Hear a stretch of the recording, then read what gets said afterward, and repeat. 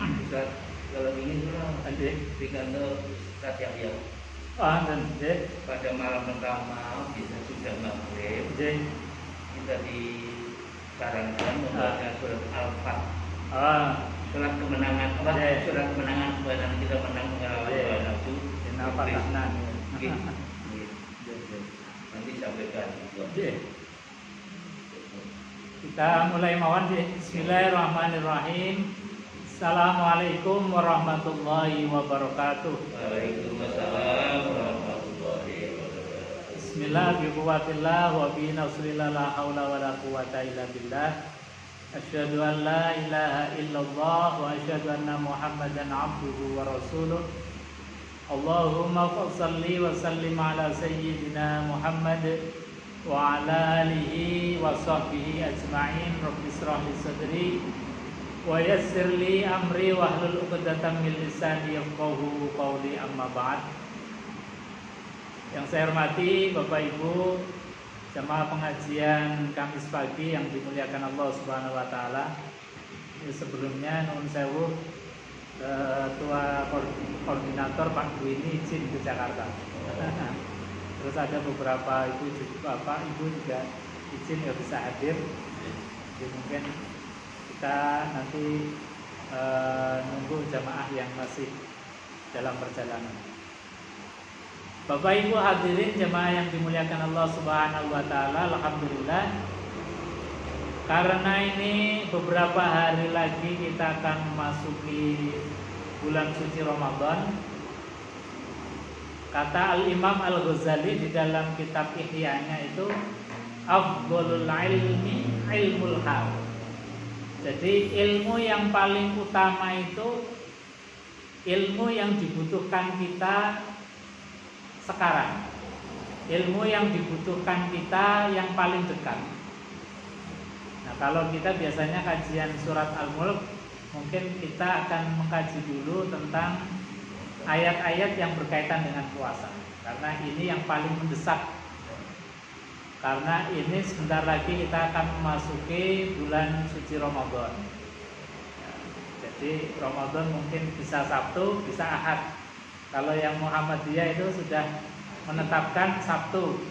Karena dengan teori hisabnya bahwa hilal atau rembulan itu sudah muncul dengan ketinggian 1 derajat, jadi 1,36 derajat. Jadi secara kemunculan bulan itu memang sudah muncul, tetapi untuk ru'yatul hilal, monggo, waalaikumsalam.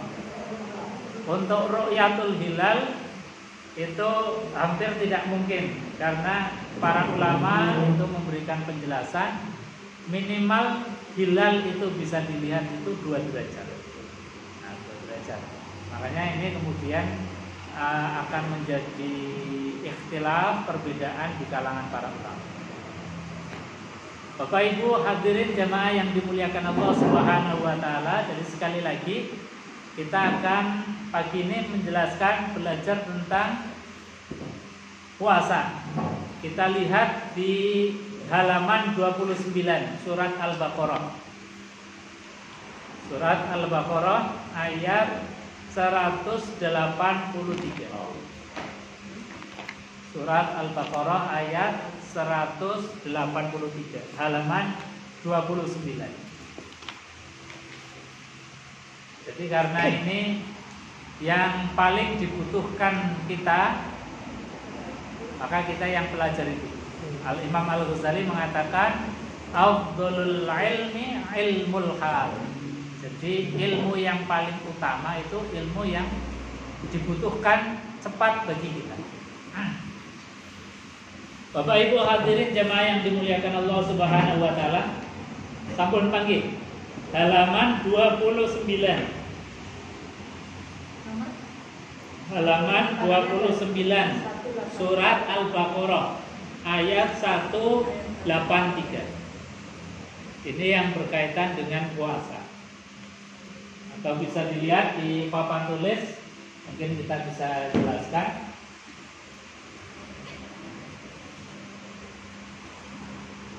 Jadi sebentar lagi kita akan memasuki bulan suci Ramadan yang disifati oleh Nabi Shallallahu Alaihi Wasallam itu sebagai syahrul Ramadan, syahrul ummati. Bulan suci Ramadan itu kata Nabi, bulannya umatku. Kira-kira kalau Nabi mengatakan bulannya umatku, kita merasa memiliki betul? Iya. Merasa memiliki karena kita mengaku umat Rasulullah SAW. Artinya kalau kita punya rasa memiliki bulan Ramadan, berarti harusnya ada sifat farih, sifat gembira, sifat bangga, sifat senang.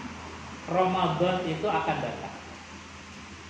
Karena sekali lagi Nabi itu mensifati Ramadan, syahrul Ramadan, syahrul ummati. Bulan Ramadan itu bulannya umatku. Apa buktinya dan apa dalilnya? Dalilnya ini. Dalil tentang Ramadan itu adalah bulannya umatnya Nabi, bulannya kita. Kata Allah di dalam Al-Quran, Allah berfirman dalam ayat ini, ya ayyuhalladzina amanu. Ini diantara dalil bahwa Ramadan itu adalah bulannya kita, bulannya umat Rasulullah SAW. Kita lihat dulu per kalimat per kata. Allah menggunakan kalimat ya ayyuha. Ini kalau dalam bahasa Jawanya itu pakainya kromo injil, punya tingkat penghormatan yang tinggi. Beda dengan misalnya pakai bahasa ngoko, itu artinya peradabannya atau yang diajak bicara itu mungkin levelnya atau derajatnya sama atau lebih rendah. Tapi ini menganggap Allah memanggil itu dengan kromo injil kalau dalam bahasa kita. Jadi Allah di dalam memberikan penghormatan kepada Rasulullah, kepada umat Rasulullah itu luar biasa. Ini dengan kalimat ya ayyuha, ini satu bentuk penghormatan tersendiri. Jadi Nabi, Waalaikumsalam warahmatullahi wabarakatuh. Enggak, Bu. Nah, geser Bu.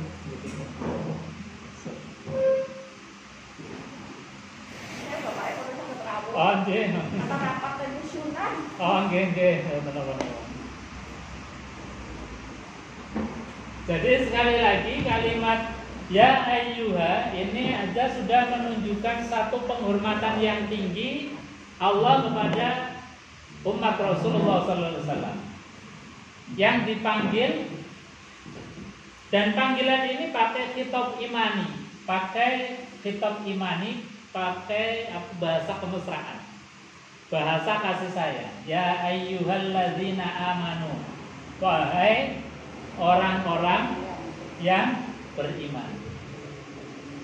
Nah, ini sebagai dalil bahwa Ramadan itu adalah bulannya umat Rasulullah SAW. Karena dalam tafsir disebutkan kalau ada kalimat ayat yang memakai ya ayyuhalladzina amanu, khitabnya atau mukhatabnya yang diajak bicara adalah ummatur Rasulillah sallallahu alaihi wasallam. Jadi khusus spesial. Allah kadang-kadang memanggil umat-umat yang lain itu dengan namanya langsung. Seperti umatnya Nabiullah Musa alaihissalam, yaitu Bani Israel. Itu dipanggil langsung, wahai Bani Israel. Maka di Quran itu sering ada kalimat ya Bani Israel. Itu banyak sekali ya Bani Israel. Menunjukkan, memanggil bahwa Allah sedang memanggil umatnya Nabiullah Musa alaihissalam. Ini Bani Israel dipanggil dengan namanya langsung, dipanggil dengan keturunan atau sukunya langsung, namanya langsung. Nah, berbeda dengan umatnya Nabi Muhammad itu tidak dipanggil dengan ya ummata Muhammad, atau wahai umatnya Muhammad, tidak, tapi dengan panggilan keimanan, ya ayyuhalladzina amanu, panggilan keimanan. Maka tadi saya sampaikan bahwasanya ini diantara dalil bahwa Ramadan itu adalah syahrul ummati, bulan umatnya Rasulullah SAW. Ini tentu kita patut bangga dikasih hadiah spesial dari Allah Subhanahu wa taala 1 bulan full, 1 bulan penuh.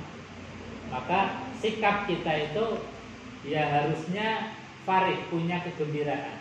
Dari mulai awal masuk Ramadan sampai dengan pertengahan, sampai Ramadan itu akhir, kita punya sikap rasa bangga dan senang menerima datangnya bulan suci Ramadan. Bapak Ibu hadirin jamaah yang dimuliakan Allah Subhanahu wa taala, jadi ini diantara dalil tadi. Kalau dilihat daripada kalimatnya ya ayyuhalladzina amanu, wahai orang-orang yang beriman. Artinya apa? Bahwa ini adalah undangan khusus dari Allah. Orang yang punya sifat dan dalam hatinya keimanan, ini berarti nanti di tanggal 1 Ramadan punya tiket untuk dapat undangannya Allah. Maka ini mumpung belum masuk Ramadan, kewajiban kita memasuki Ramadan adalah memastikan ini. Memastikan hati kita punya iman kan? Hati kita dapatkan tiket dari Allah kan? Hati kita atau kita termasuk orang yang dipanggil oleh Allah kan? Dalam konteks ini. Jadi sekali lagi bahwa dalam kitab disebutkan bahwa kewajiban pertama kita adalah memastikan iman ada dalam hati. Iman itu maknanya adalah ketika kita tidak bertemu dengan Nabi Muhammad, maka kita percaya apa yang disampaikan Nabi Muhammad itu benar. Ketika kita tidak bisa bertemu dengan Allah Subhanahu wa taala, maka yakinilah bahwa ketika Allah itu berfirman di dalam Al-Qur'an, ketika Allah itu memerintahkan kepada kita, maka perintahnya itu adalah benar. Meyakini dalam hati namanya meyakini, tasdiqum biqalbi. Jadi ada keyakinan dalam hati, oh ini adalah perintah Allah. Kemudian diwujudkan, wa qaulun bilisan, diwujudkan dengan lisan kita. Kalau ini konteksnya puasa, wujudnya lisan kita adalah niat nawaitu shaumal ghadin an adai fardhi syahri ramadhana hadhihi sanati lillahi ta'ala. Ini berarti sudah ada 2 nilai atau 2 poin. 1 kita percaya, kemudian malam harinya itu kita niat. Itu namanya orang yang iman. Kemudian baru dibuktikan wa amalun bil arkan. Betul-betul ada buktinya. Buktinya apa? Nanti memasuki malam Ramadan itu kita mulai imsak, sahur, dan tidak makan, tidak minum, tidak berhubungan suami istri sampai dengan matahari tenggelam. Itu namanya wa amalun bil arkan. Ada bukti konkretnya. Berarti kalau kita sudah melakukan itu, kita sudah punya iman.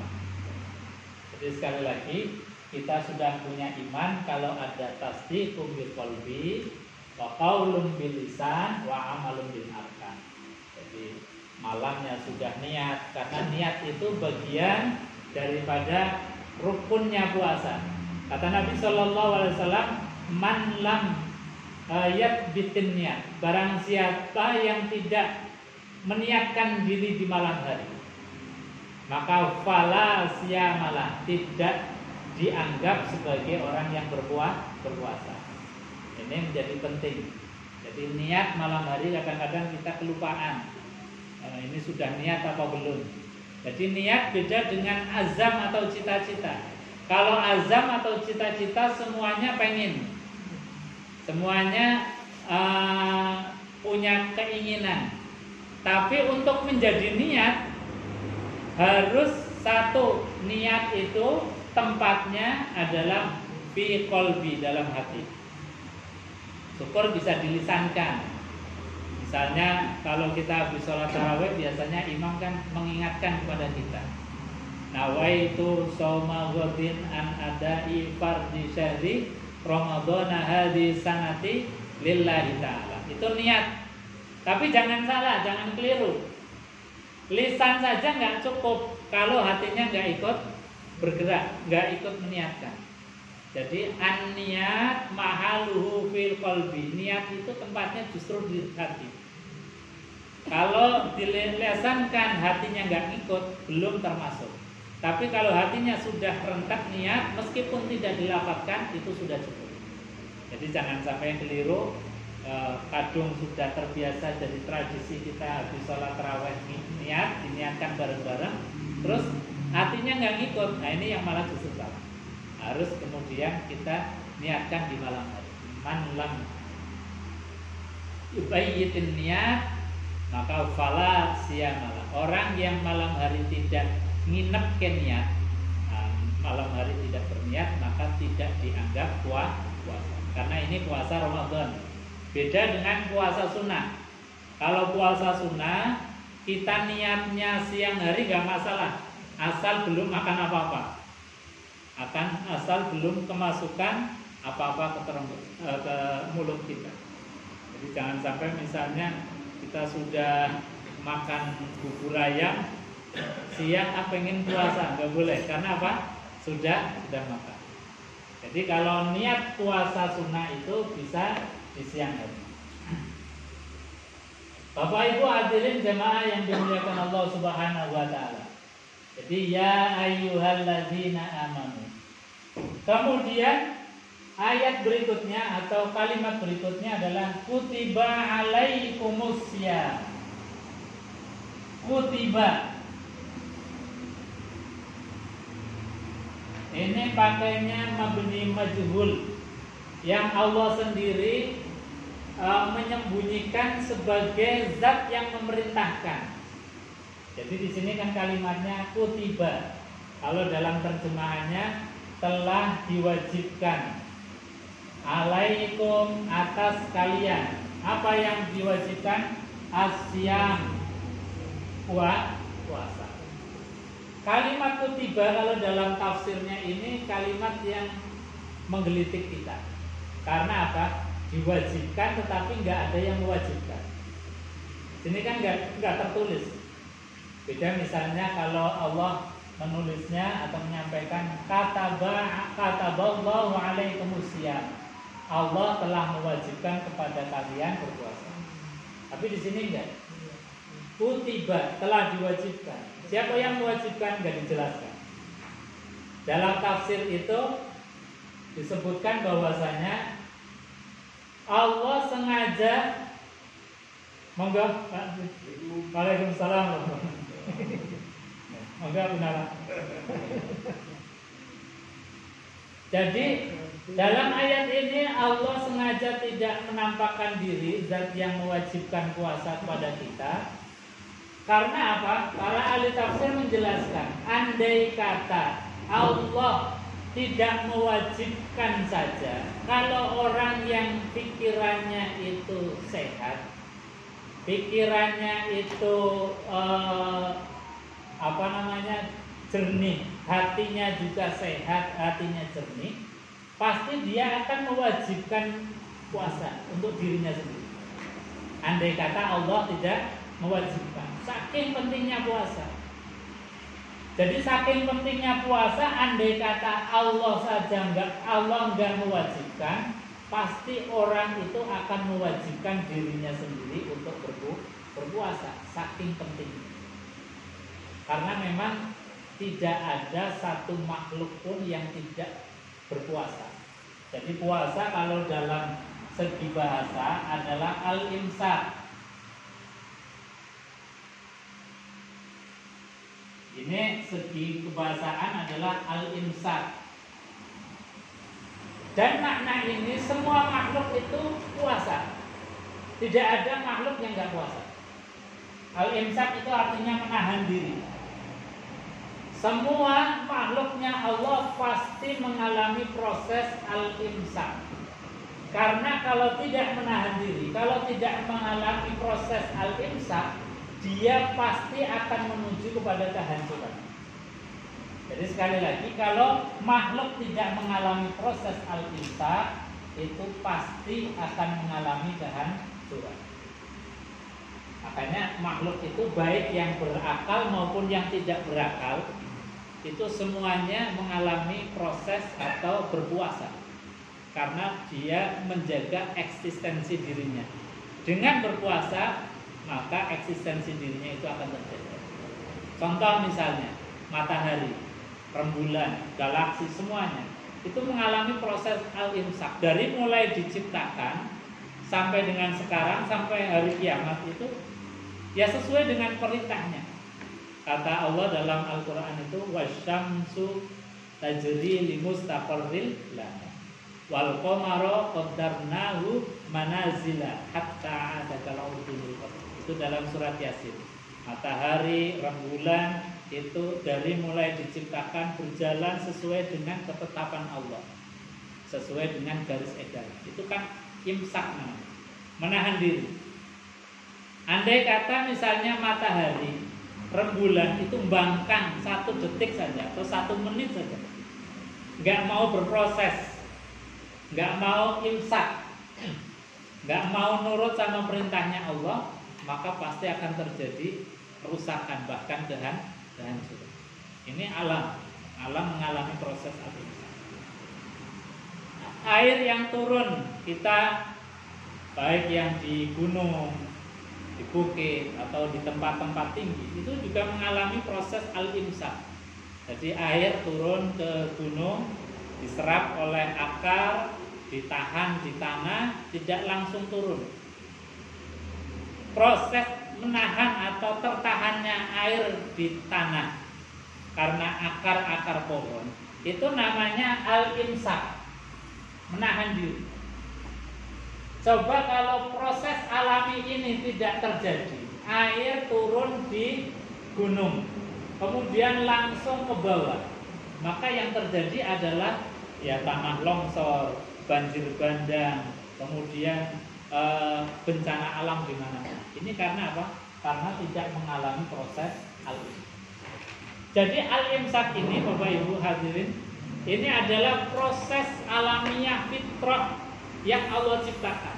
Jadi andai kata Allah ini nggak mewajibkan saja, pasti manusia yang punya akal dan pikiran yang sehat akan mewajibkan dirinya sendiri untuk puasa. Makanya ini satu rahasia dan sekaligus sebagai ujian keimanan. Karena kalau andai kata Allah sampaikan kata Allah telah mewajibkan, ini kan jelas. Tapi ini Allah sengaja menyembunyikan karena untuk menguji keimanan kita, supaya kita betul-betul andai kata kita puasa, maka pasti akan baik untuk diri kita. Makanya di ayat yang selanjutnya, wa antasumu khairul lakum. Andai kata kalian itu berpuasa, tetap berpuasa meskipun dalam keadaan sakit, berpuasa meskipun dalam keadaan safar bepergian, khairul lakum, itu pasti akan lebih baik bagi kalian. Jadi meskipun tadi kalau kita bepergian ada rukhsahnya, ada keringanannya. Kalau kita sakit ada keringanan, ada gantinya. Bisa ganti ayyamin ukhar di hari yang lain, bisa fidyatun ta'am miskin, membayar fidyah, yaitu 1 mud kita berikan kepada fakir miskin. Ini itu karena Allah punya sifat rahman saja. Kan Allah punya sisi kebiasaan itu la yukallifullahu nafsan illa wus'aha. Jadi Allah tidak pernah memberatkan kepada kita. Jadi perintahnya puasa, meskipun puasa itu baik untuk kita, dalam keadaan sakit kasih rukhsah, dalam keadaan bepergian kita dikasih rukhsah peringatan.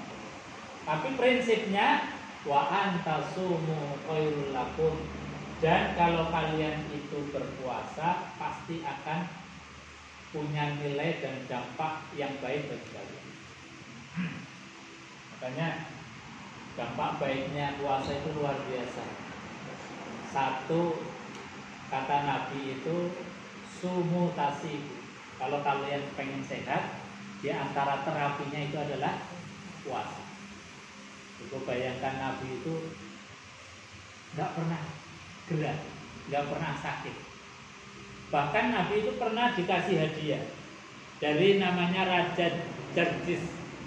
Jarjis itu raja Mesir yang Kristen Optik, memberikan hadiah kepada Nabi. Banyak hadiah yang diberikan Nabi, termasuk dokter.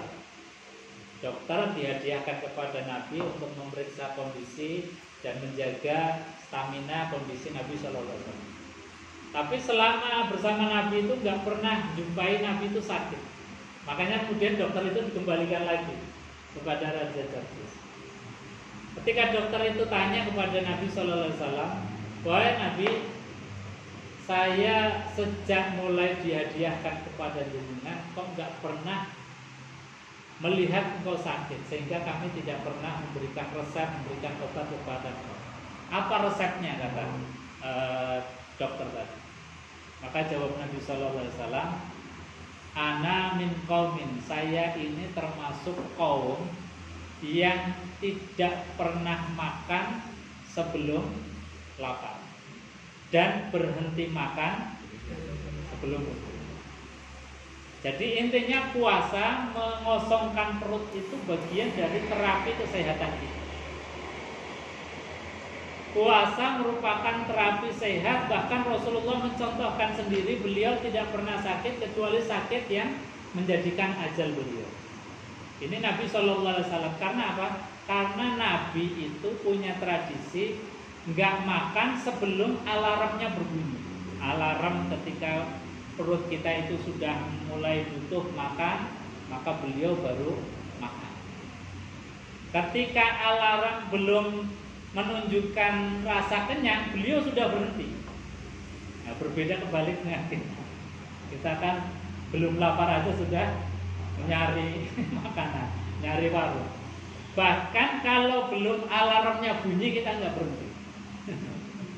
Jadi sebelum kita itu antok, bahasa sini apa? Sendawan, gelegean. Sebelum gelegean kita nggak berhenti. Apalagi kalau pas ditraktir. Diajak jalan-jalan cari durian di Gunung Pati. Wah, senengnya minta ampun. Bahkan lupa kalau kita punya ambang batas perut yang harusnya kita kosongkan. Jadi ada sepertiga untuk makanan, sepertiga untuk air, dan sepertiga untuk udara. Kalau kita bisa memanage perut kita, apa yang masuk ke dalam perut kita dengan tadi proporsinya seperti proporsi yang diajarkan dan dicontohkan oleh Rasulullah, insya Allah kita itu akan sehat. Nah, kenapa kita itu sekarang banyak macam-macam penyakit? Ya karena itu pola makannya itu bukan kebutuhan, tetapi sudah merupakan hedonisme, kebutuhan nafsu kita. Jadi kalau kita nggak makan di restoran yang lagi viral, kayaknya ketinggalan zaman. Kalau kita belum mendatangi kuliner-kuliner yang ada di dunia maya yang lagi viral, kayaknya kita belum hebat. Nah ini kan nafsu. Padahal Nabi SAW mengajarkan luar biasa. Bahkan beliau ngasih resep satu menu yang spesial. Makanan menu yang luar biasa. Kalau kita kan menu yang luar biasa itu kan satu yang rasanya di lidah itu enak. Yang kedua mungkin di restoran yang ternama, dimasak oleh chef yang terkenal. Ini kan biasanya kita. Jadi ukuran enaknya biasanya ini. Tapi Nabi itu dengan sifat kenabiannya ngasih resep enak itu bukan yang semacam itu. Kata Nabi, idamuhu alju. Lauk terbaik itu adalah rasa lapar. Jadi lauk terbaik itu rasa lapar. Kalau kita itu lapar, apapun itu jadi enak. Jadi nasi putih dengan kecap, dengan garam saja, wah rasanya luar biasa. Bahkan sampai BGM. Itu resepnya Nabi. Bahkan Nabi SAW itu tidak jarang, sengaja dan menyengaja.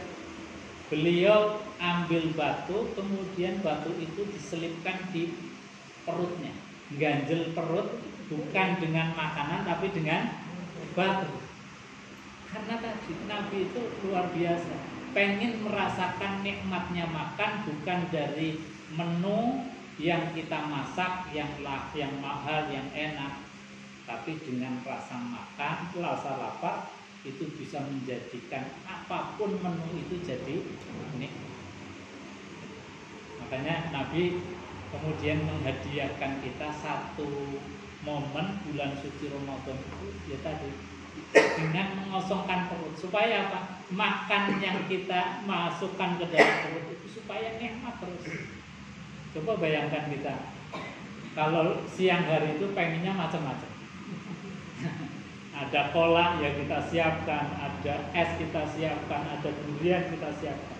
Tapi kalau kita sudah masuk maghrib, rasanya ketemu air putih saja, takjil ya Allah. Nikmatnya luar biasa, alhamdulillah. Jadi ini kondisi kita itu diajarkan oleh Nabi, jangan kita bersyukur atau berterima kasih dengan sesuatu yang muluk-muluk. Kita diajarkan dengan sesuatu yang biasa, tapi bisa kita bersyukur kepada Allah Subhanahu wa Ta'ala. Makanya tadi di samping puasa itu jadi terapi pribadi kita secara individual, kita jadi sehat, juga bisa menjadi terapi dan menjadi problem solving dalam kemasyarakatan. Masyarakat kita kan kadang-kadang dididik dengan hedonisme. Jadi kalau nggak makan enak ya kayaknya belum makan. Maka harus dididik dengan puasa tadi. Puasa menjadi problem solving, solusi segala apapun masalahnya, termasuk masalah misalnya pandemi ataupun krisis ekonomi atau kelangkaan minyak goreng. Ini kalau orang yang berpuasa ini nggak sedih, karena apa? Enggak usah goreng-gorengan, idamuhu alju. Lauknya cukup dengan lapar, kita pasti nikmat. Godokan tempe ya nikmat. Kemudian godokan, pokoknya macam-macam godokan jadi nikmat. Kalau sudah lapar. Dan ini menjadi problem solving ketika misalnya negara dalam keadaan krisis ekonomi, dunia dalam keadaan krisis ekonomi. Solusinya gampang. Kita cukup menyadarkan diri kita bahwa kebutuhan kita itu bukan macam-macam makanan yang macam mewah-mewah itu, tapi cukup dengan mengkondisikan perut supaya lapar, jangan diisi sebelum alarmnya berbunyi, dan berhenti juga sebelum alarmnya berbunyi. Nah, ini sunnahnya Nabi begitu. Maka harusnya kita, mumpung ini belum masuk Ramadan, kita harus punya visi tadi, punya visi puasa yang ala Rasulullah SAW. Jadi enggak Ramadan malah jor-joran. Akhirnya kesalahan tradisi kita itu satu, dalam Ramadan yang enggak ada malah justru ada. Yang harusnya tidak beli malah terbeli. Nah ini puasa model kita sekarang. Kita harus rubah. Kita boleh beli, tapi konsumsinya untuk orang lain. Jadi kita share, kita berbagi. Untuk diri kita mencoba standarnya Nabi. Untuk diri kita standarnya Nabi. Kalau kita punya acuan standar puasanya Nabi itu, kita punya semangat. Jadi punya nilai perubahan. Tapi kalau kita ya puasa ya sama. Kemarin puasa kayak gitu ya kita puasa kayak gini. Puasa kemarin itu macam-macam, bahkan sebelum Ramadan sudah siap-siap bahan makanan. Nah, ini berarti puasa yang tidak meniru baginda Rasulullah SAW. Maka sekali lagi kita boleh membeli di bulan suci Ramadan untuk berbagi, untuk kita memberikan makanan kepada fakir miskin atau makanan kepada orang yang berpuasa, boleh dan bagus. Tetapi standar untuk diri kita, mari kita belajar standar puasanya baginda Rasulullah SAW. Dengan cara apa? Ya nggak usah mengada-adakan untuk itu. Jadi adanya tempe ya alhamdulillah, adanya sate ya alhamdulillah. Ya sekali-kali mungkin kita, tapi kita paling tidak punya standar ideal. Standar ideal yaitu standar puasanya.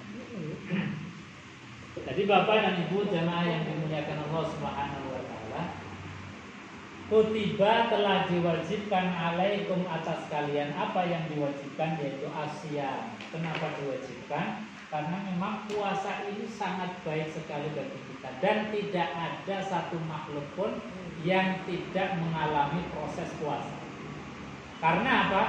Ketika makhluk sudah tidak mau proses al-imsak, menahan diri, maka dia pasti akan menuju kepada kehancuran. Makanya puasa ini alhamdulillah kita dipaksa betul. Dari kecil juga diajarin oleh orang tua kita, puasa pokoknya puasa. Sebelum kita tahu manfaatnya, sebelum tahu kita ujungnya. Maka tadi ujung dari puasa itu kita menghindari diri dari kerusakan, dari kehancuran. Kemudian kama kutiba 'alal ladzina min qablikum.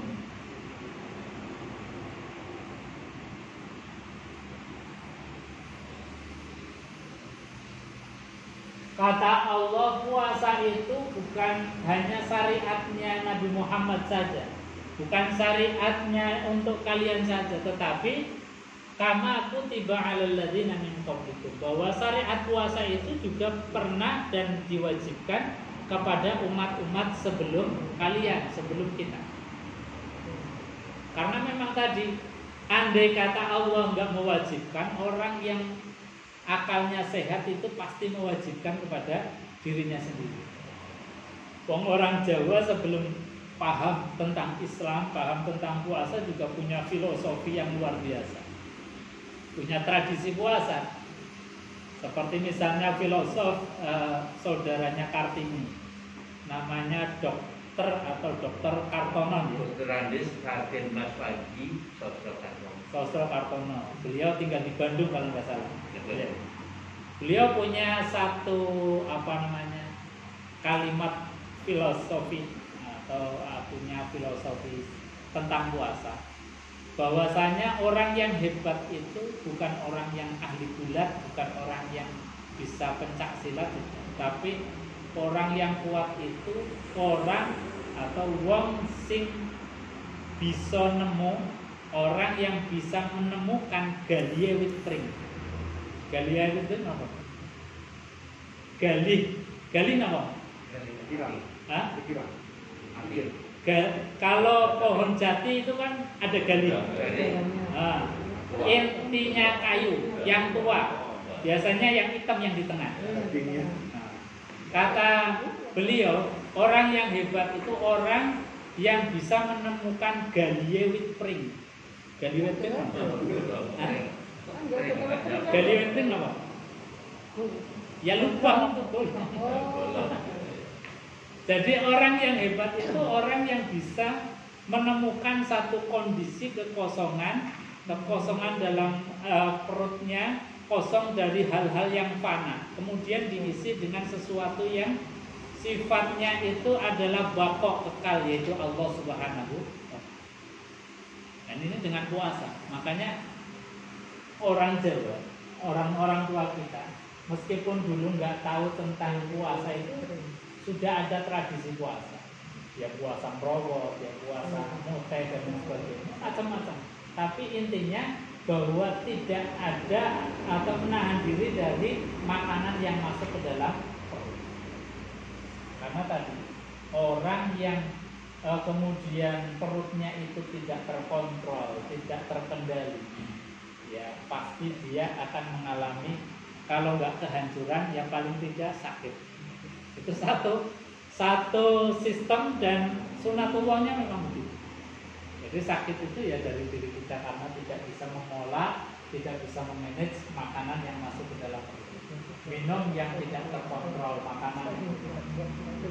Maka syariat puasa ini adalah kutiba alal ladzina min qablikum. Seperti Allah juga wajibkan terhadap orang-orang sebelum kalian.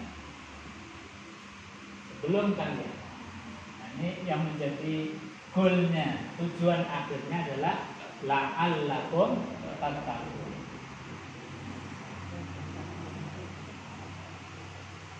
Ini yang harus kita punya visi Ramadan. Nah, ini mumpung masih belum masuk Ramadan, kita punya strategi dulu dalam menjadikan kita menjadi orang yang bertakwa. Orang yang masuk tanpa punya visi, tanpa punya tujuan, dia tidak akan mendapatkan goal dari apa yang dilakukan. Maka sebelum masuk, termasuk sebelum masuk Ramadan, kita punya gambaran, punya visi. Kira-kira kita itu akan bagaimana? Dicetak melalui madrasah Ramadan, melalui pendidikan Ramadan. Pengennya seperti apa? Harus kita petakan, harus kita punya visi. Nah, visinya satu, kita harus menjadi orang yang takwa. Nah, karena takwa ini kan bias. Takwa itu janjinya seperti apa? Makanya kita harus minimal punya gambaran. Nah, gambaran yang disampaikan misalnya oleh Al-Imam An-Nawawi di dalam kitab-kitab beliau itu merinci kira-kira takwa yang menjadi goal kita di Ramadan itu seperti apa.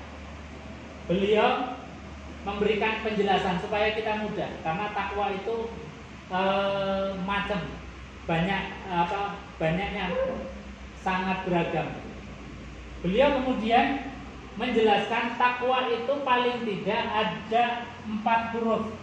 Jadi takwa kalau ditulis dalam bahasa Arab atau tulisan hijaiyah itu 4 huruf. Ta, kemudian qaf, wawu, dan ya. Takwa. Minimal kita dalam menjadikan kita menjadi orang yang takwa itu sesuai dengan huruf takwa. Ta itu adalah tawadu.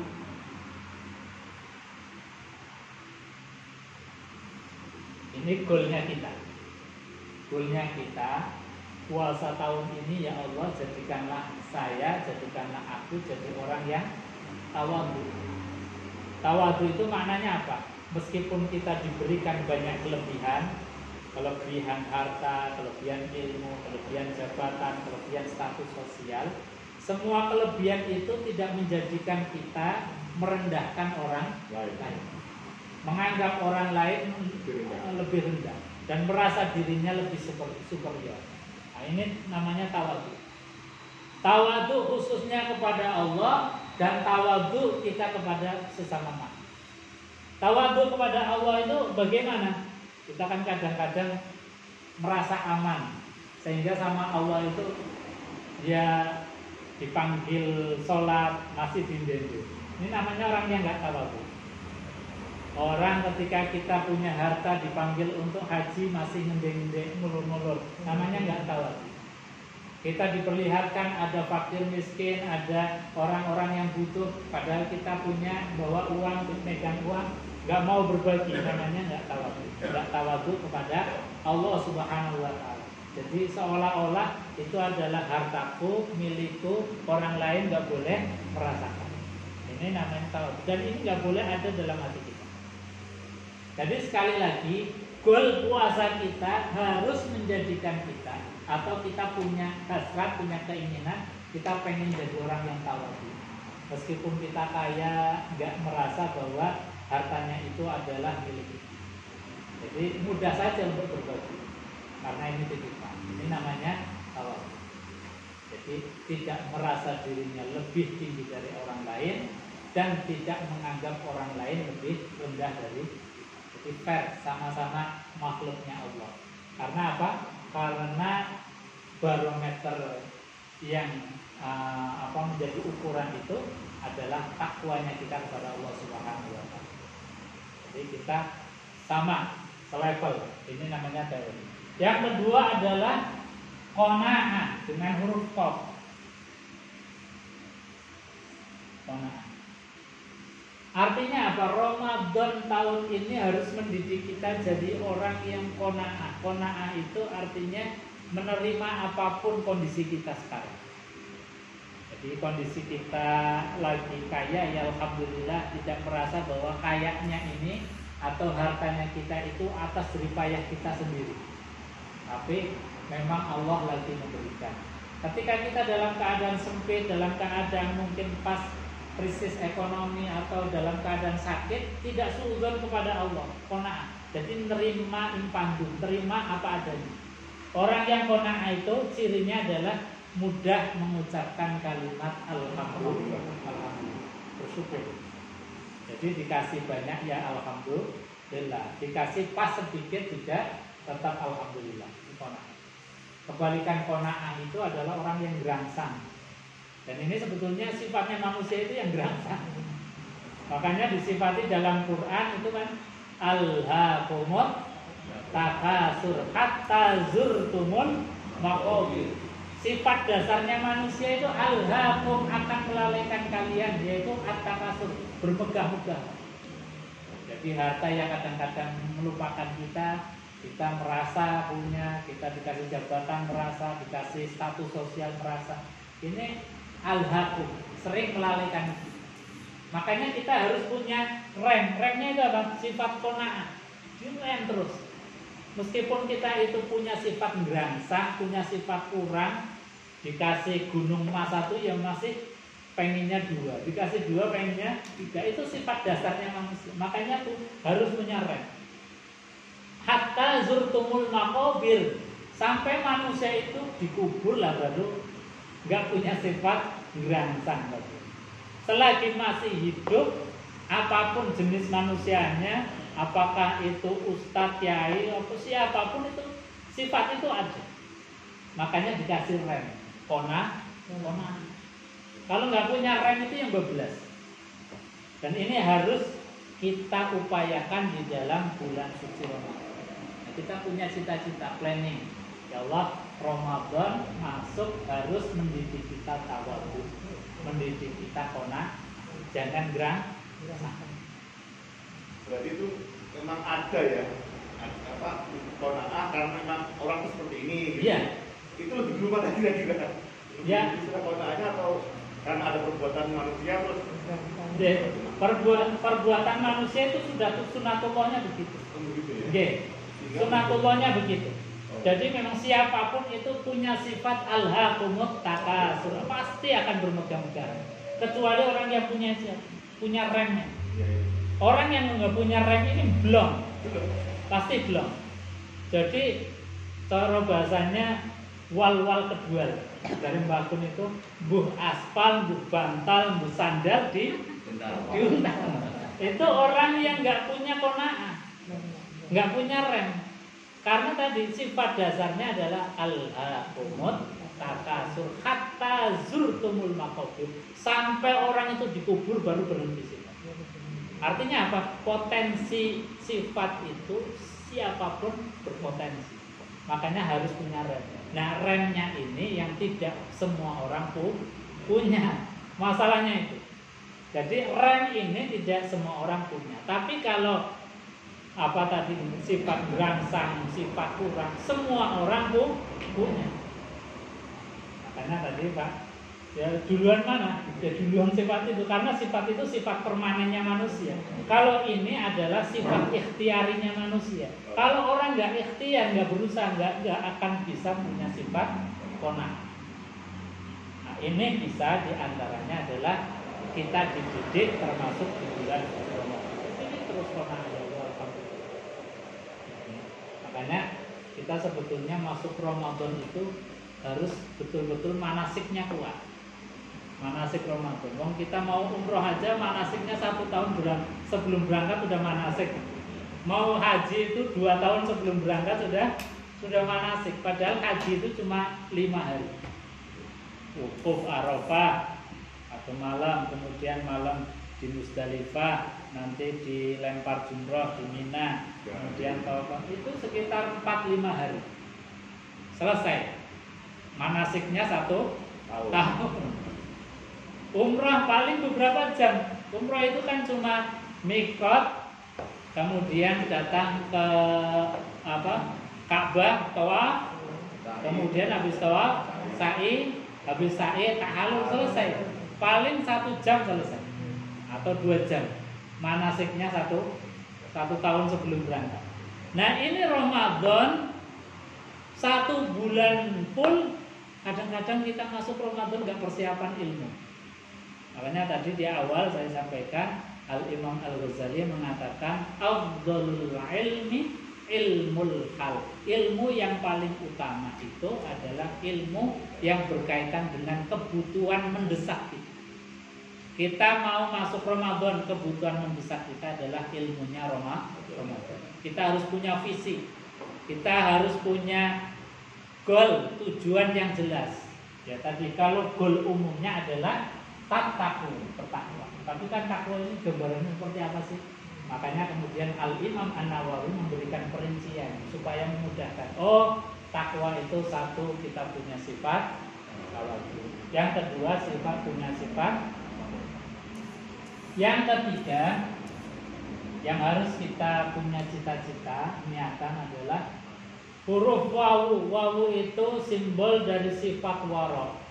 Wara itu artinya menjaga dari perkara-perkara yang subhat.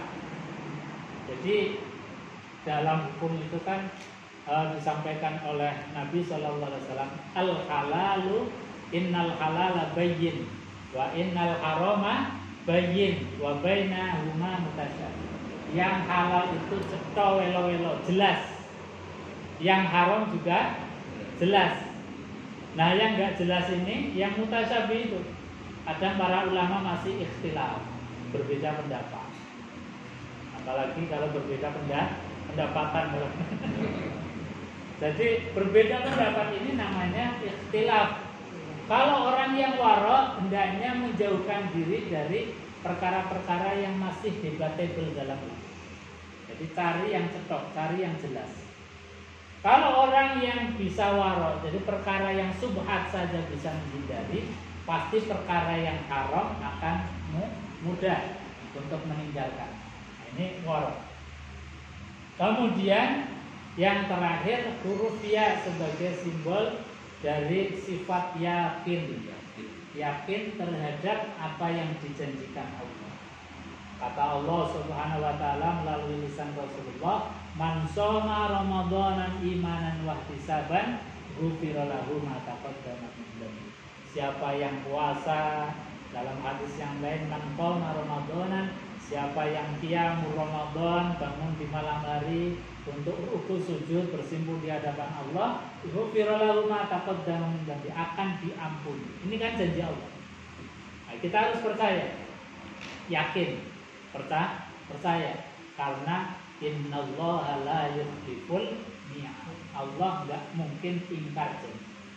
Nah, terhadap keyakinan itu semua itu mantapkan dalam hati bahwa kita yakin Allah itu ada, yakin Nabi Muhammad itu adalah nabi dan utusan Allah, yakin Quran ini adalah panduan hidup kita. Ini harus kita tanamkan dalam hati. Jadi sekali lagi bahwa goal daripada perintah Allah berpuasa adalah la'allakum tattaqun. Bapak Ibu, Ustaz, nggih. jadi ini yang didikel geraksa sifat dasar manusia dari manusiawi. Kalau istilahnya loba, tama, loba, rakus. Dan bibitnya dosa itu 3 manusia pertama. Jadi yang pertama adalah iri hati, kafir dengan kafir. Nah, akhirnya dipasangkan dengan pasangannya yang cantik. Dan korbannya diterima, dia dan diterima karena dia ahli pertanian yang disampaikan yang busuk buahnya. Lalu akhirnya hari ternak, maka binatang yang gemuk-gemuk yang dipersembahkan dan diterima ya ini. Kemudian yang kedua adalah rakus. Mbah Adam dan Mbah Hawa itu adalah orang rakus. Maka pejabat-pejabat di Indonesia korupsi, rakus, maling duit rakyat itu karena keturunannya Adam. Itu ada keturunan, sifat keturunan. Yang ketiga adalah sombong, sombong sekali, yaitu iblis. Disuruh sujud, hormat, tidak mau. Karena aku menciptakan dari api, Adam dari tanah hitam, aku lebih berharga, lebih mulia daripada dia, lebih bagus. Tapi nyatanya sekarang itu yang namanya tanah didiamkan lama-lama meningkat. Tapi api, ya akhirnya si jago merah membakar pasar, bukan terbakar tapi dibakar. Ada orang yang menyuruh membakar sehingga nanti ada proyek pembangunan pasar. Demikian, terima kasih. Matur suwun tambahannya Mbak Tun. Mungkin ada yang mau ditanyakan, belum kita lanjutkan sedikit. Assalamualaikum warahmatullahi wabarakatuh. Waalaikumsalam warahmatullahi wabarakatuh. Sebelum kita masuk ke Ramadan, tadi saya sampaikan oleh Pak Ustaz bahwa kemungkinan puasanya akan dimulai pada hari Sabtu, yang lain pada hari Minggu. Nah, bagaimana menyikapi hal ini? Yang pertama. Kemudian yang kedua, di dalam pelaksanaan Ramadan ataupun puasa,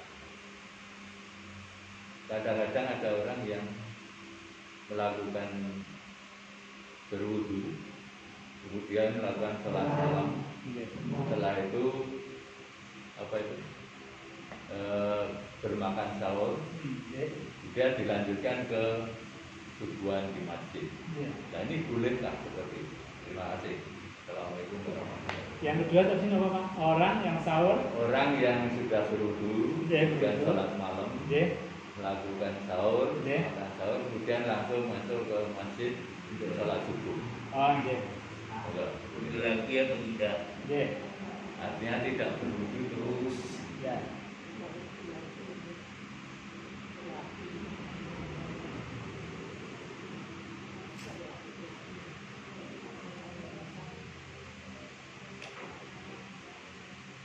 Nah, ini yang kaitannya dengan penetapan hari. Jadi yang diwajibkan puasa itu tidak sembarang hari di setiap bulan atau tidak sembarangan bulan, tapi ayyamam ma'dudat, hari-hari ma'dudat yang tertentu. Apa hari yang tertentu itu? Yaumun min syahri Ramadan. Jadi hari dalam bulan suci Ramadan. Berarti puasa yang wajib itu hanya puasa bulan suci Ramadan. Kalau yang lain itu ada puasa, hukumnya sunnah, kecuali yang diniatkan untuk nazar. Itu beda lagi. Kalau nazar, wajibnya itu karena nazar.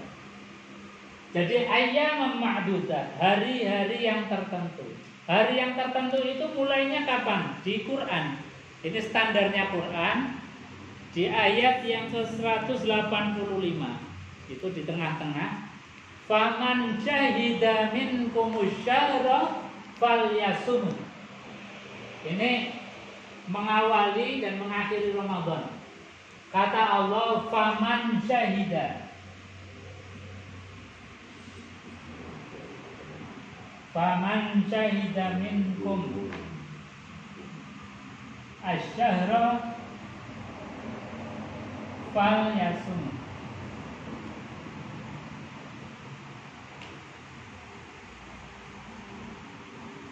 Ini standar Qur'annya. Faman dan barang siapa syahida yang menyaksikan minkum di antara kalian. Menyaksikan apa? Asyahra bulan. Falyasum maka berpuasa. Jadi sebetulnya orang yang wajib berpuasa itu adalah yang syahidah, menyaksikan. Nah, makna syahidah ini yang kemudian itu banyak tafsir. Ini sebelum ke tafsir, ini dalil Quran.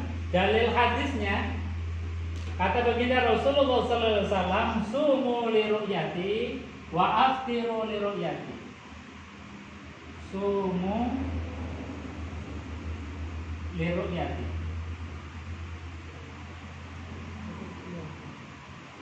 Berpuasalah kalian li ru'yati karena melihat bulan. Nah, li ru'yati ini sama dengan syahidah. Nah, ini kemudian ditafsirkan para ulama kalau makna awalnya syahidah atau ru'yah itu adalah ru'yah bil ain, menyaksikan dengan mata telanjang kita atau dengan alat. Ini makna aslinya. Ru'yah bil ain, melihat dengan mata kita atau dengan bantuan alat. Kemudian para ulama juga ada yang menafsirkan syahidah atau ru'yah itu adalah ru'yah bil ilmi, melihat dengan ilmu. Dengan ilmu apa? Ilmu tentang memandang bulan atau menghitung, itu adalah ilmu hisab atau dengan ilmu falak, ilmu yang diajarkan oleh para ulama, dan itu juga mutawatir dari guru-guru kita, para sahabat, yang juga dari sumbernya Al-Qur'anul Karim. Karena Al-Qur'anul Karim itu juga yang menjelaskan masalah hisab, masalah perhitungan itu banyak sekali. Jadi para ulama ada yang menafsirkan, ada yang melihat dengan langsung mata kita, ada yang melihat dengan ilmu pengetahuan dihitung. Ini sama-sama sore dalilnya. Nah, kemudian untuk kita memahami, kalau khususnya di Indonesia itu mengkomparasikan, mengumpulkan semua dari metodologi untuk ru'yah, dari mulai hisab ya dengan ru'yah bil ain, semua dikumpulkan. Makanya nanti Jumat itu kan Kementerian Agama mengumpulkan semua elemen-elemen agama, organisasi-organisasi keagamaan itu dikumpulkan, diundang untuk bermusyawarah sehingga ada penetapan yang disebut sebagai sidang isbat. Nah, sidang isbat itu semua elemen keagamaan diajak rembukan, diajak musyawarah bareng. Itu kemudian disidangkan, kemudian ada penetapan. Nah, kalau Muhammadiyah menggunakan hisab, kalau hisab jauh-jauh hari mungkin bisa 2 tahun, 10 tahun, bahkan 100 tahun sudah bisa dihitung. Seperti misalnya gerhana baik matahari maupun rembulan itu kan dihitung. Jadi kita misalnya hari ini akan gerhana rembulan, jam ini, menit ini, bahkan detiknya sudah tahu. Itu dengan hisab. Makanya kita juga tidak a priori dengan hisab, karena itu bagian dari ilmu kita, ilmu keislaman, dan juga bagian yang didorong oleh Al-Quran. Tetapi karena memang makna asalnya atau kalimatnya itu menggunakan syahidah, dan Nabi juga mengatakan bahwa saya fa'in humma, jika kalian itu melihat kok nggak bisanya itu sebabnya macam-macam, bisa karena mendung, bisa karena mata kita teraung, atau sebab yang lain, maka kata Nabi SAW, fa'akmilul iddah, sempurnakanlah hitungan bulan. Jadi yang Sya'ban ini berarti disempurnakan jadi 30, atau nanti Ramadan bisa disempurnakan dengan 30. Ini cara Nabi, sebetulnya paling aman, tapi kita juga tidak menafikan dengan hisab. Makanya bagaimana kemudian sikapnya kita? Sikapnya kita. Kalau keperbedaan itu sesuatu yang sunatullah, ya, dalam hal-hal yang sifatnya cabang atau sifatnya yang tidak pokok, itu di setiap apapun pasti akan ketemu ikhtilaf, akan ketemu perbedaan cara pandang. Ini sunatullah saja, sudah biasa saja. Maka cara kita dalam menyikapi itu, Quran punya SOP, punya standar. Kata Al-Quranul Karim mengatakan bahwasanya atiullah wa atiur rasul wa ulil amri minkum. Jadi taatlah kepada Allah, taatlah kepada Rasul dan pemerintah di antara kalian. Pemerintah ya sebetulnya multitafsir juga macam-macam. Ada pemerintah dalam organisasi keagamaan, ada pemerintah yang dalam state atau negara. Itu monggo kita kembalikan kepada keyakinan kita masing-masing. Yang mantap itu yang mantap. Yang tidak boleh, nah ini yang nggak boleh. Yang harus kita perhatikan.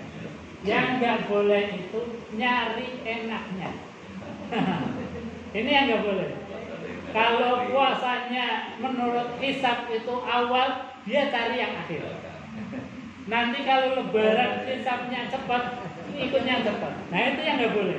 Itu nggak ada ilmunya itu. Nggak ada dasar keilmuannya. Tapi kalau kita konsisten, misalnya teman-teman atau saudara-saudara kita yang Muhammadiyah, karena biasa hisab, lalu hisab, walaupun ini ngawali hari Sabtu, yang ikuti. Itu namanya konsisten. Dalam hukum itu yang tidak boleh adalah talfik. Talfik itu ngambil sing enak-enak itu. Nah ini yang nggak boleh. Jadi kita bisa sampaikan kepada siapapun, kalau ada orang yang sukanya cuman enak-enak toh, kalau hisab itu awal nyari yang akhir. Kalau Ramadan atau lebarannya awal, dia ikut awal. Nah itu enggak yang tidak boleh, yang tidak boleh. Jadi sekali lagi kita ikut yang hisab, ada standar ilmunya, ada standar kompetensi dan rujukan Quran maupun hadisnya. Yang kita ngikut dengan letter apa adanya juga memang kalimatnya begitu dalam Quran maupun hadis. Kata Quran, faman syahida minkum asyhara falyasum. Jadi barang siapa yang menyaksikan di antara kalian menyaksikan bulan, falyasum, maka dia berpuasa. Ustaz, gimana kalau orang itu buta, nggak bisa melihat? Apakah dia terkena taklif hukum puasa? Soalnya perintahnya kan faman syahidah, orang yang menyaksikan. Logikanya, kalau menurut ayat ini, orang yang buta nggak terkena taklif ini, taklif hukum puasa, karena perintahnya faman syahidah. Maka tadi sebetulnya kita juga melihat dengan ru'yah itu ya kadang-kadang ya ono bener ono salah. Ono salahnya seperti tadi, orang dengan makna letter lah. Ini artinya orang yang buta nggak berkewajiban puasa. Tapi kalau kita maknai misalnya, syahidah itu bisa menyaksikan dengan telinga, karena dia mendengar informasi bahwa telah Ramadan. Ini berarti yang Muhammadiyah ada benar. Karena tadi syahidah tidak harus dengan mata. Jadi sekali lagi, monggo kita semua itu yang paling mantapnya dengan hisab lakukan. Kalau saya punya kiai namanya Kiai Fauzin Mufti, seorang ahli falak, itu beliau ya sering beda dengan pemerintah. Cuma beliau punya sikap, karena ini ilmu saya, maka saya gunakan untuk pribadi. Saya menganjurkan kepada orang lain tetap mengikuti pendapat atau keputusan dari pemerintah. Ya, tapi itu satu ya tadi pendapat hukum. Jadi pendapat hukum monggo yang paling mantap, yang paling kita paling serp kita lakukan. Yang tidak boleh adalah yang ikut-ikutan cari enaknya saja. Itu yang tidak boleh. Saya kira itu. Kalau kita ikut sama dia, berarti kan lebarannya duluan ya. Kalau lebarannya kelihatannya sama. Enggak, ibaratnya saya dulu pernah. Karena ya biasa. Terus kita tuh kan kita di komplek belum ada sholat id. Berarti kita sudah tidak puasa, tapi sholat idnya besok itu boleh. Ya namanya sholat sunnah. Tapi ya untuk ngeyem-ngeyem ini nggak apa-apa. Jadi sifatnya sholat Id. Jadi sholat Id ya di waktu tanggal itu yang kita yakini. Apa harus berjamaah? Enggak harus. Sholat Id itu tidak harus. Sholat sendiri boleh. Iya, Abdullah berjamaah dan sunnahnya ada khutbahnya. Karena berjamaah, jadi kemudian ada khutbahnya sebagai pengingat. Tapi kalau misalnya kita yakini ini sudah Lebaran, yang lain belum, ya kita sholat sendiri. Jangan mengikuti yang lain. Itu berarti bukan sholat Id. Tapi yang ngeyem-ngeyem ini nggak apa-apa. Tapi itu bisa. Soal niat tadi. Untuk apa ya, berjaga-jaga biasanya tuh niat, pokoknya kita niat dari awal, dari pertama untuk 1 bulan gitu. Iya. Jadi karena niat itu bagian yang penting menjadi syaratnya puasa, harus niatnya malam hari ya. Dan kita punya potensi sering lupa. Kemudian para ulama punya istimbat, punya hitung-hitungan hukum gitu lah. Punya pendapat hukum, punya solusi hukum. Solusinya apa? Kata para ulama di antara yang meyakini atau membolehkan, kita boleh meniatkan di awal Ramadan untuk menjaga nih, karena manusia punya potensi sifat lupa.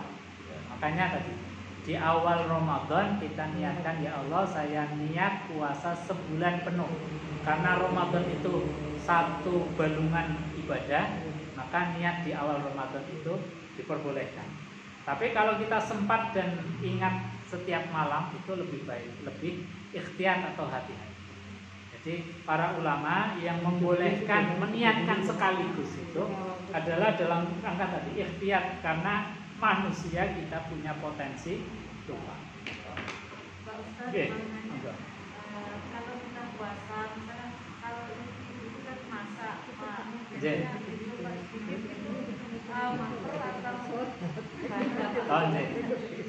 jadi kalau puasa ibu-ibu memasak, kemudian mau nyicipi masakannya boleh, yang membatalkan asal jangan ditelen. Jadi kita keluarkan lagi. Tapi kalau sudah tergelincir matahari, artinya sudah waktu zuhur ke atas, itu hukumnya makruh. Seperti kita berkumur waktu wudhu, kalau sebelum zuhur, dari mulai subuh sampai zuhur kita berkumur ketika wudhu itu masih mubah, boleh. Tapi kalau habis zuhur sampai maghrib itu hukumnya makruh. Karena apa? Potensi nyelapnya itu tinggi. Potensi untuk tersimpan di sela-sela gigi, sela-sela mulut itu tinggi. Nah, daripada itu kemudian para ulama memberikan hukum itu makruh, sesuatu yang kurang baik. Makanya ya ketika kita wudhu cukup dengan kita cuci tangan, langsung membasuh. Saya kira, okay. Ada yang mau nambah lagi? Bukan? Coba. Tadi mengenai masalah ruqyah dan hisab. Karena pada zaman Rasulullah itu banyak umat Islam yang masih ummi, juga belum termasuk kanjeng Nabi juga tidak belum. Maka akhirnya beliau memuatkan itu bagi orang yang tidak berpelajaran, tidak bisa membaca dan menulis, maka dikuatkan di samping mengakui adanya hisab itu pasti benar, lalu akhirnya bahkan mantap lagi dengan ruqyah. Memang Nabi itu memproklamirkan diri bahwa ana min ummati ummi. Jadi saya termasuk umat yang ummi. Yang ummi itu ya polos lah gitu. Tidak terlalu banyak mikir yang ribet-ribet. Makanya beliau kemudian, dan ini sebetulnya standar minimalnya kita itu ya orang polos pun bisa berhukum.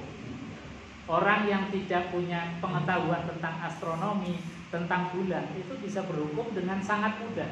Mudahnya apa? Oh ini bulan belum kelihatan, ya sudah tak genep. Itu kan polos banget. Tanpa kita harus punya pengetahuan tentang perbintangan, astronomi, apalagi sampai hitung-hitungan, itu yang tentu jelimet, tidak semua kita juga bisa. Maka ini diantara Rahman dan Rahimnya Allah dan kasih sayangnya Nabi Muhammad terhadap kita. Dalam berhukum pun diberikan cara berhukumnya orang yang paling rendah atau orang yang paling awam. Orang yang paling awam.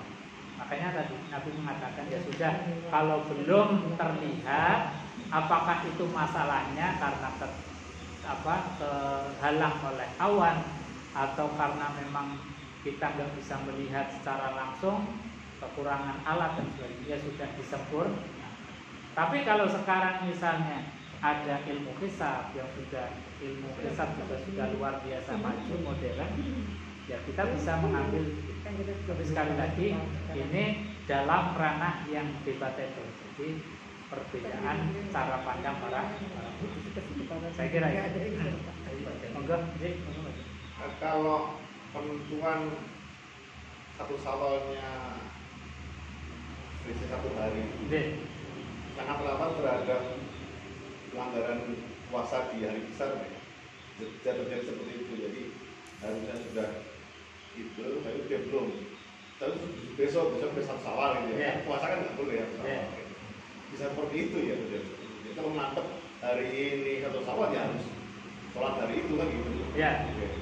Jadi kalau kita sudah mantap ya sudah, kita berarti sudah bersawal. Tidak berpuasa lagi. Karena kalau terus nggak berpuasa, apalagi sampai imsak nggak makan, berarti kan tasabuh bisa menyerupai orang yang berpuasa.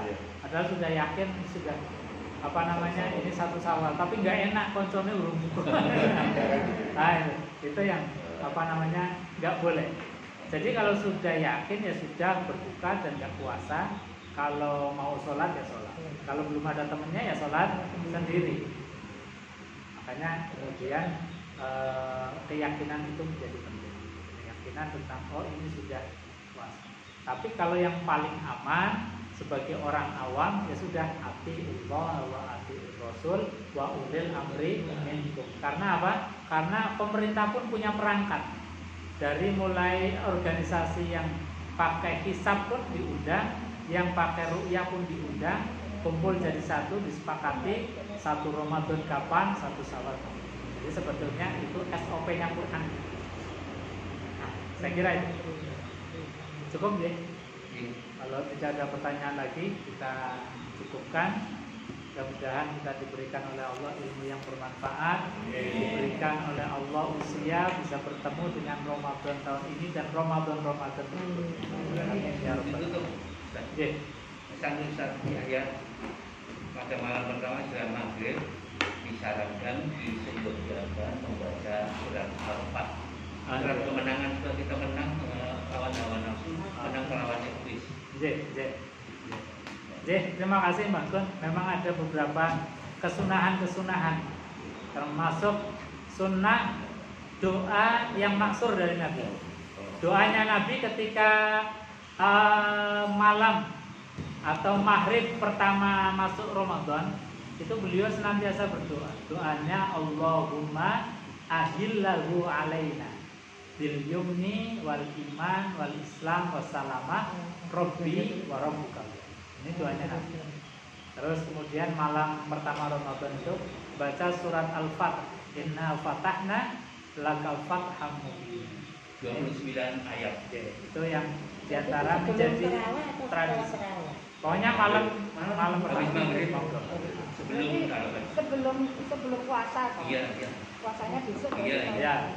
Awal puasa. Itu diantara hal yang baik. Sebelum Saya kira itu kita tutup dengan doa kafaratul majlis bersama-sama. Bismillahirrahmanirrahim. Subhanakallahumma wa bihamdika asyhadu an la ilaha illa anta astaghfiruka wa atubu ilaik. Assalamualaikum warahmatullahi wabarakatuh. Waalaikumsalam. Allahumma shalli ala Muhammad.